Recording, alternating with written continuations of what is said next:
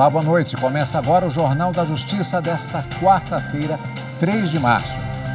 O plenário do Supremo Tribunal Federal rejeitou a ação proposta pela União contra a decisão do próprio STF sobre a possibilidade de compensação de créditos de IPI na aquisição de produtos que têm alíquota zero. A decisão foi unânime. Este é um dos destaques desta edição. E você vai ver também. O plenário do Supremo decide que é inconstitucional reduzir a participação da sociedade civil no Conselho Nacional dos Direitos da Criança e do Adolescente. Após determinação do ministro do STF, Ricardo Lewandowski, a Advocacia Geral da União se manifesta sobre ordem de preferência na vacinação contra a Covid-19. E ainda, presidente do STF, ministro Luiz Fux, é homenageado pelos 10 anos como integrante da mais alta corte do país.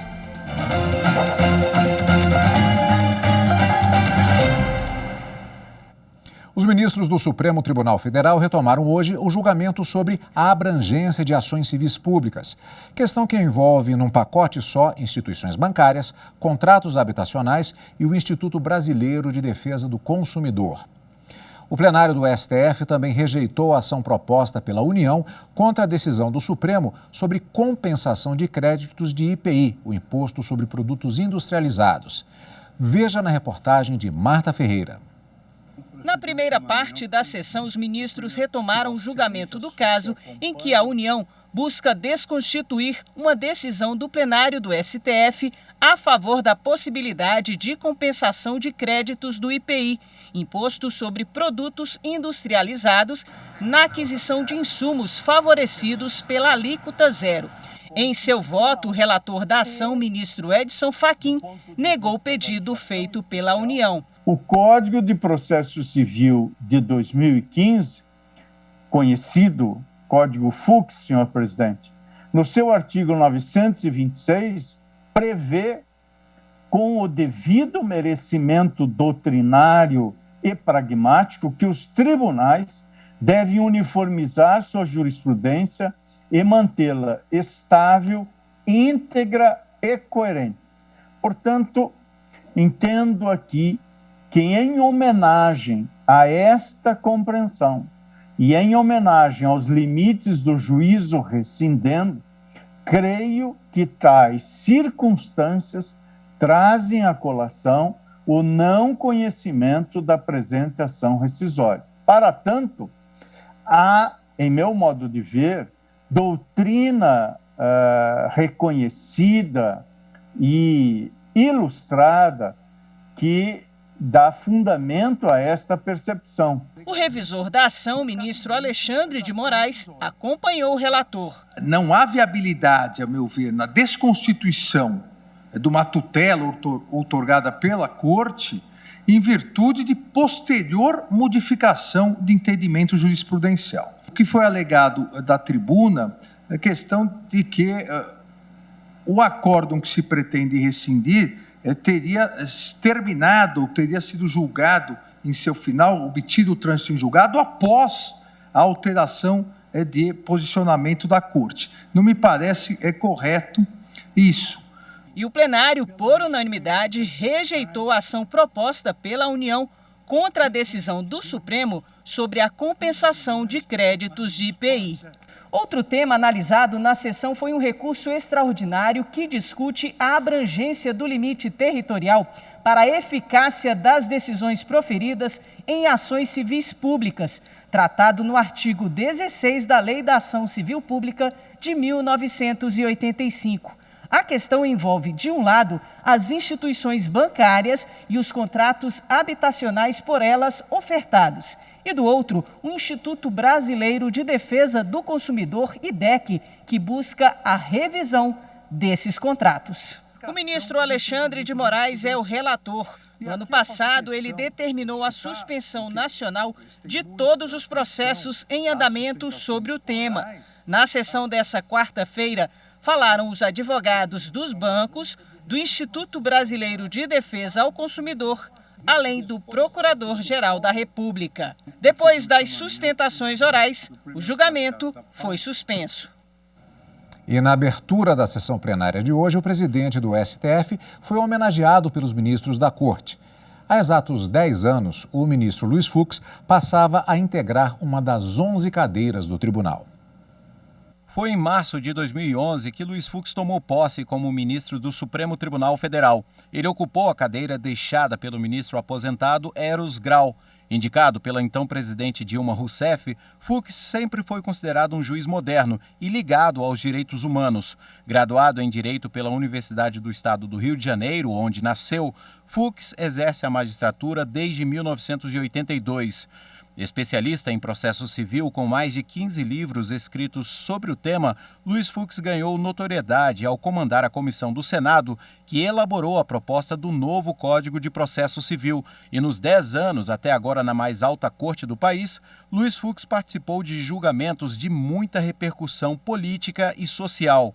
Assim que chegou ao STF, Fux foi relator das ações que questionaram a constitucionalidade da Lei da Ficha Limpa, aprovada em 2010.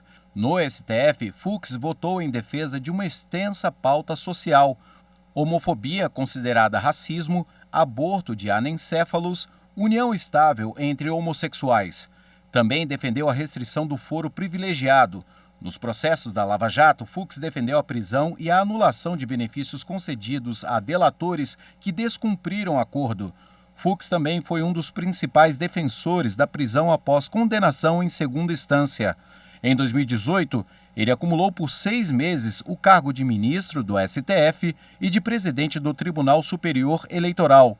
No TSE, ele montou uma força-tarefa com a Polícia Federal, o Ministério Público e o Exército para combater a disseminação de fake news. E na sessão plenária dessa quarta-feira, os ministros da Corte homenagearam Luiz Fux pelos 10 anos de casa.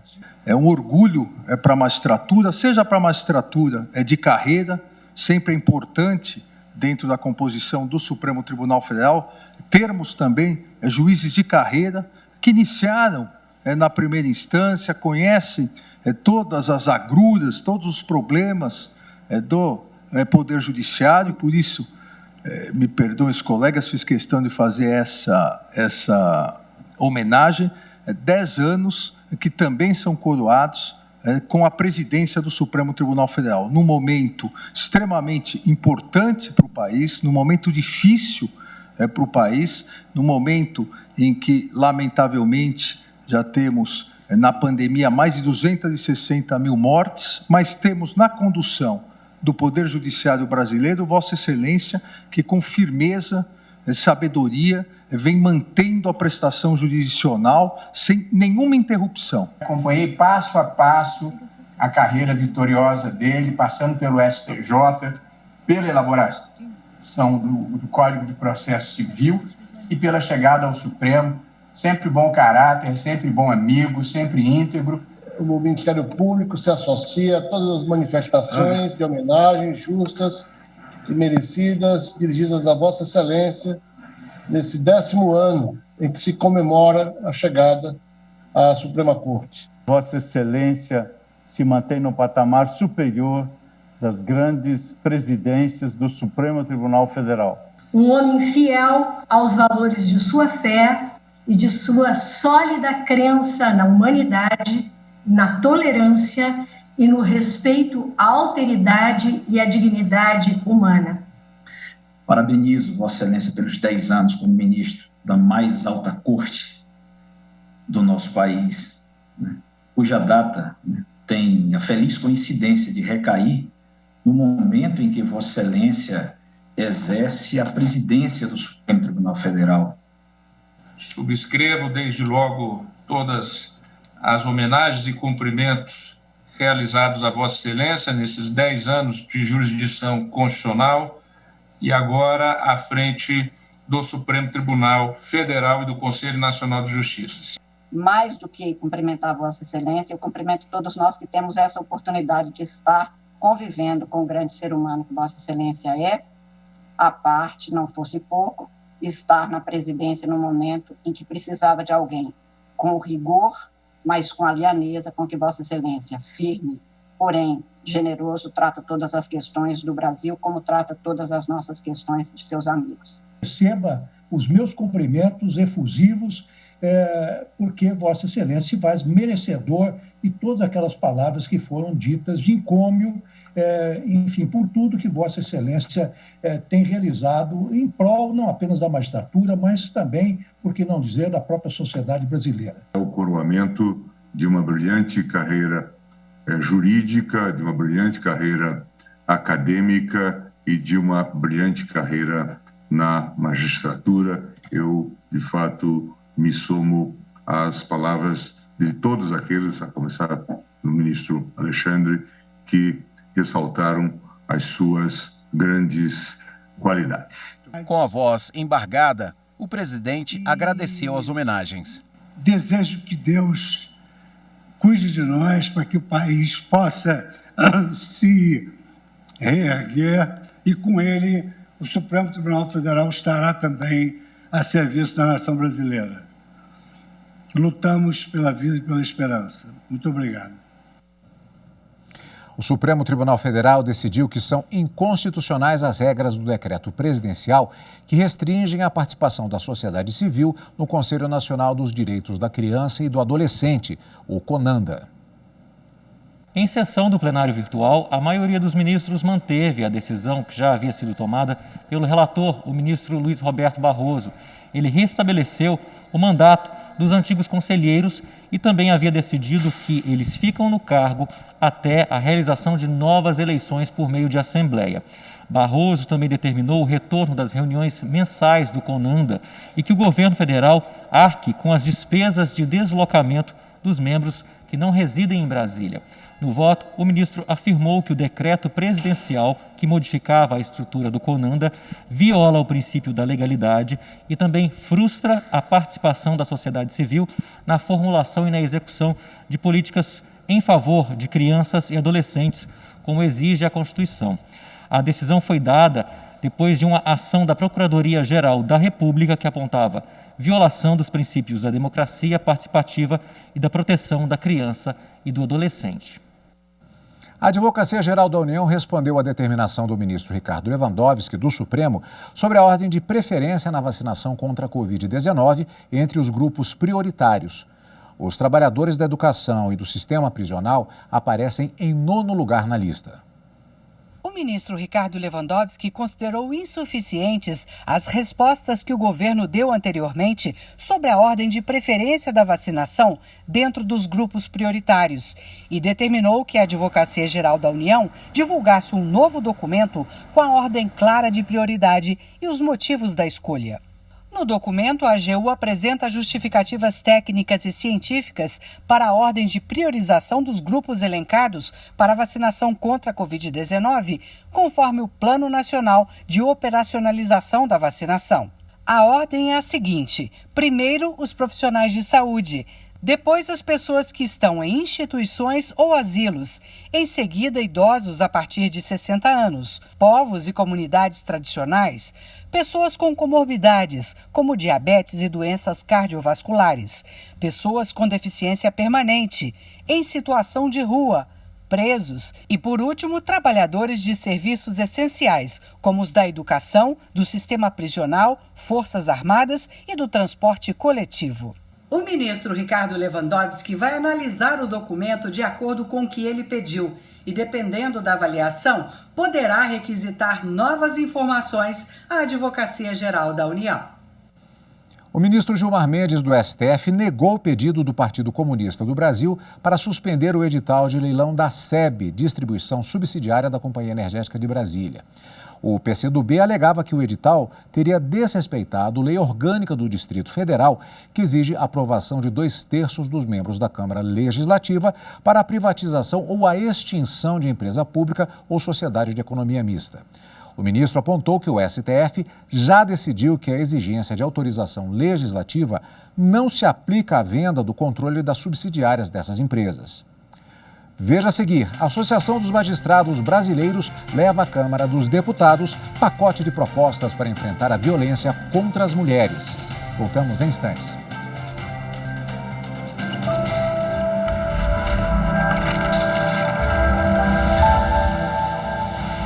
A Constituição protege o meio ambiente ecologicamente equilibrado, bem de uso comum do povo, essencial à qualidade de vida e impõe ao poder público e à coletividade o dever de defendê-lo e preservá-lo para as presentes e futuras gerações.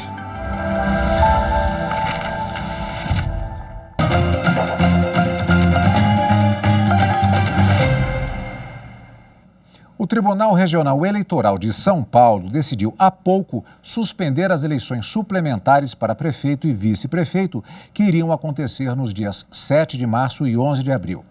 Nós vamos falar ao vivo agora com o repórter Guilherme Glória, que tem todos os detalhes. Boa noite, Guilherme. Boa noite, Cadu. Boa noite a todos. Olha, Cadu, essa medida foi extremamente necessária para garantir a segurança e a saúde dos eleitores paulistas. O estado de São Paulo, que infelizmente bateu recordes recentemente de internações e mortes por Covid-19, vai entrar já neste sábado na fase vermelha, que é aquela fase mais restritiva, em que só funcionam mesmo os serviços essenciais. Somente quem trabalha, quem atua em atividades essenciais é que vai ter autorização para trabalhar e os estabelecimentos para estar em funcionamento.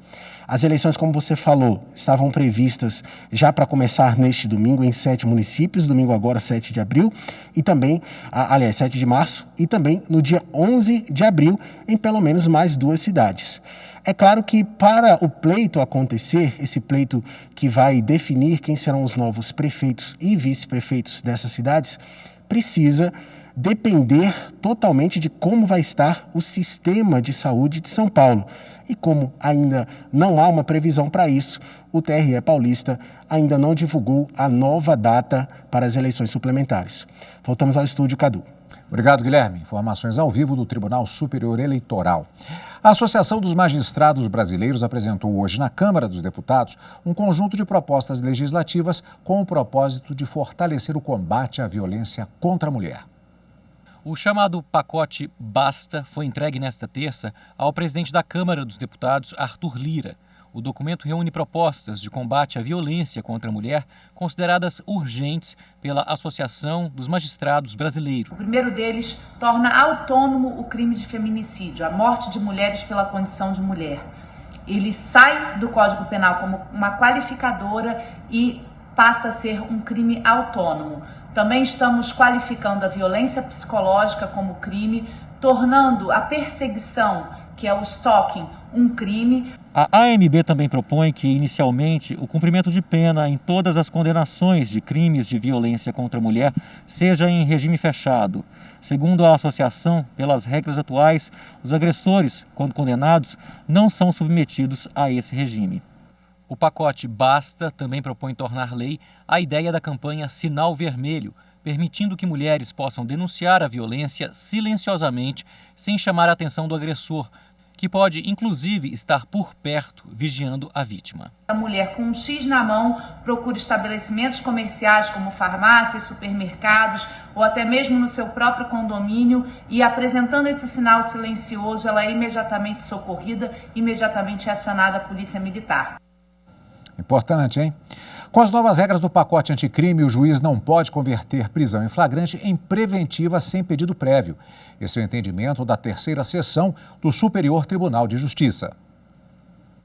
Por maioria de votos, a terceira sessão do STJ decidiu não ser mais possível converter a prisão em flagrante em preventiva sem a provocação do Ministério Público, da autoridade policial, do assistente ou do querelante, mesmo nas situações em que não é realizada a audiência de custódia. A mudança acontece diante das novas regras do pacote anticrime. Os ministros chegaram ao entendimento durante o julgamento de um habeas corpus de um homem preso em flagrante, acusado de tráfico de drogas. Na decisão, além de considerar ilegal a conversão da prisão em flagrante em preventiva, o colegiado reconheceu ilegalidade na obtenção das provas, diante da forma como os policiais entraram na casa do acusado. O relator do recurso em habeas corpus, ministro Sebastião Reis Júnior, destacou que o texto da nova lei exige o requerimento das partes ou, durante a investigação, a representação da autoridade policial ou o pedido do Ministério Público para que o juiz possa decretar medida cautelar. De acordo com o ministro, o juiz pode converter a prisão em flagrante em preventiva quando forem atendidas as hipóteses previstas na nova lei e quando não for possível adotar medidas cautelares mais brandas, diante do pedido expresso por parte do Ministério Público, da Polícia, do assistente ou do autor da queixa-crime. Os ministros da Corte Especial do STJ aprovaram o nome do desembargador que será convocado para atuar na Corte. O desembargador Manuel de Oliveira Erarte, do Tribunal Regional Federal da 5ª Região, vai ocupar temporariamente a vaga do ministro aposentado Napoleão Nunes Maia Filho. A aprovação do nome do magistrado foi feita no início da sessão da Corte Especial desta quarta-feira. Ele vai atuar na primeira turma e na primeira sessão, especializadas em direito público, até que o futuro ministro seja empossado. O presidente do STJ, ministro Humberto Martins, destacou as qualidades do desembargador. Conhecido por todos pela sua capacidade jurídica, pelo seu currículo, pela sua vida ética, mas, sobretudo, pela sua capacidade também de produtividade. Natural de Gravatá, em Pernambuco, Manuel de Oliveira Erarte é formado em Direito pela Universidade Federal de Pernambuco. O desembargador presidiu o TRF5, onde atua desde 2007. Antes de ingressar na Corte Regional, foi juiz federal, juiz de Direito e juiz auditor da Justiça Militar. Ele é professor de Direito da UFPE e autor de obras jurídicas. O site de apostas Sportnet e os proprietários foram alvos de operação da Polícia Federal nesta quarta-feira. A APF apura suposta prática de exploração de jogos de azar, lavagem de dinheiro, evasão de divisas e organização criminosa. A Polícia Federal cumpriu 12 mandados de busca e apreensão, além de mandados de sequestro de bens que pertencem aos envolvidos no esquema criminoso em Sergipe. A investigação teve início em 2019 e conta com a participação da Receita Federal. A polícia identificou que os envolvidos com a exploração de jogos de azar apresentavam movimentações financeiras incompatíveis com as rendas declaradas. Durante a investigação, foram constatadas práticas características do crime de lavagem de dinheiro, como fragmentação de depósitos e pulverização. Além disso, foram identificadas operações de câmbio não autorizadas para promover evasão de divisas. E no próximo bloco, o TST decide que banco deve apresentar uma nova ação para receber valor pago a mais em indenização de um ex-empregado. Voltamos já.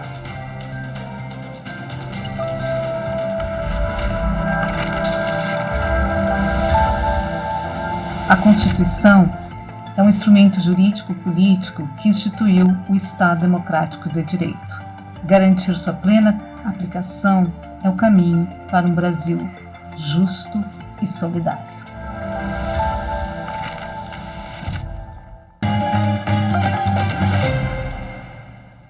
A segunda turma do Tribunal Superior do Trabalho decidiu por unanimidade que o Bradesco deve apresentar uma nova ação para receber cerca de R$ 3.700. O valor foi pago a mais a um ex-empregado em uma condenação. O banco pedia que esse dinheiro fosse devolvido pelo trabalhador. O empregado se negou a devolver os R$ 3.782 sob a alegação de que havia recebido dinheiro de boa-fé. Disse ainda que a devolução dos valores pagos a mais pelo banco nos autos da execução trabalhista seria o mesmo que uma execução invertida. O Tribunal Regional do Trabalho da 3ª Região aceitou as alegações do Bradesco. O TRT entendeu que se o empregado reconheceu que houve pagamento a mais, é porque a decisão não foi executada de maneira integral em função de um erro. A relatora do recurso do empregado na segunda turma do TST, ministra Maria Helena Malman, afirmou que o entendimento do regional se opõe à jurisprudência do TST de que os valores pagos a mais no processo de execução só podem ser pleiteados por meio de uma ação própria, denominada repetição de indébito, sob pena de violar o devido processo legal, a ampla defesa e o contraditório. A Justiça de Mato Grosso colocou em prática mais um projeto inovador neste período de pandemia. É o Balcão Virtual, um serviço prático que vai ajudar muito no dia a dia do advogado. Eu gostaria de saber o andamento de um processo, por gentileza. Só um momento, por favor. Doutora, este processo ele está aguardando para juntar 2 petições. Já está disponível no site do TJMT o balcão virtual, atendimento por videochamada, onde operadores do direito podem ter o mesmo atendimento como se fosse no balcão presencial. Você pode postular uma conclusão de um processo, solicitar informações, pedir o andamento do processo, ou seja, tudo que você tem de acesso numa secretaria presencial, você também terá no balcão virtual. E veja como é prático acessar a ferramenta. Primeiro, clique no link. Em seguida, selecione a secretaria desejada e depois, em acessar, escolha a opção continuar neste navegador e depois em ingressar agora. Aguarde o servidor autorizar a sua entrada na sala virtual. Deixe o microfone desativado enquanto aguarda. Mantenha a câmera ligada durante todo o atendimento. Quando finalizar o seu atendimento, saia da sala virtual. Importante, os processos em segredo de justiça também podem ser consultados no balcão virtual. Para a proteção daquele que está sendo atendido, seja advogado ou à parte, e para a segurança do servidor do Poder Judiciário, a gente traz a opção do balcão virtual sigiloso, que ele vai apresentar um documento autorizando a visualização, ou seja, o documento pessoal dele com foto e a procuração nos autos, e o atendimento vai ser gravado, possibilitando que aquele atendimento do segredo de justiça seja efetivo para ambas as partes. Evita a fraude, possibilita o acesso remoto e traz segurança para todos os envolvidos. Esta edição do Jornal da Justiça fica por aqui. Para você, uma boa noite e até amanhã.